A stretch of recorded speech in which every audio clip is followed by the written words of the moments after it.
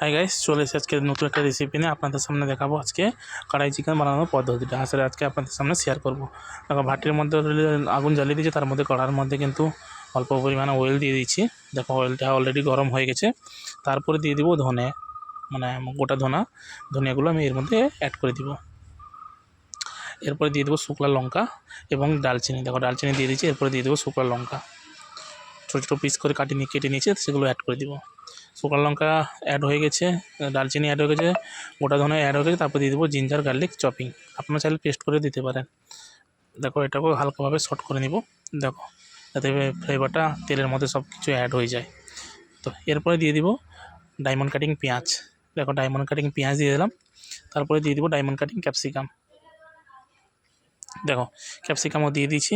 তার সঙ্গে দিয়ে দিব কিন্তু গ্রিন চিলি, মানে কাঁচা লঙ্কা দিয়ে দিব অল্প পরিমাণে, স্পাইসি হয়। আর এটা খেতে স্পাইসি হয়, কিন্তু খুব মজাদার একটা রেসিপি কিন্তু কড়াই চিকেন। দেখো, খুব সুন্দর লাগছে কিন্তু। সেটা হাফ বয়েল হয়ে গেছে। এর মধ্যে অ্যাড করে দিব টমেটো চপিং। দেখো, টমেটো এর মধ্যে অ্যাড করে দিন। এটাকেও ভালো করে ফ্রাই করে নিব।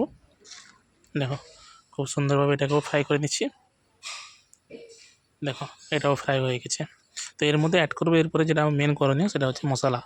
তো মশলার জন্য প্রথমে অ্যাড করবো চিকেন মশলা, ধনে পাউডার, অল্প পরিমাণ লবণ, তারপরে দিয়ে দেবো লাল মির্চি পাউডার।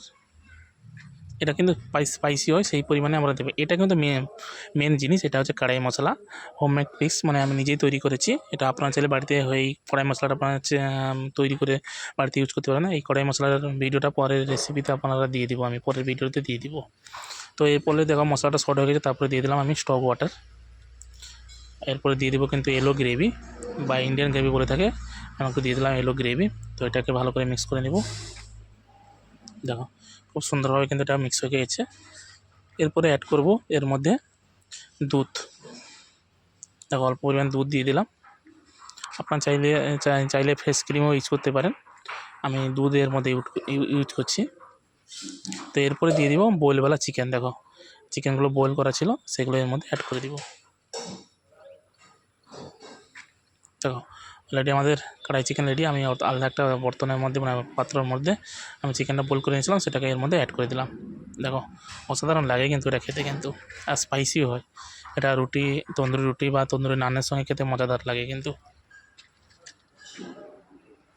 দেখো, অলরেডি অ্যাড হয়ে গেছে। এরপর থেকে হালকা করে একটু ধনেপাতা দিয়ে দিব, কোরিয়ান্ডার লিভস এর মধ্যে অ্যাড করে দিলাম।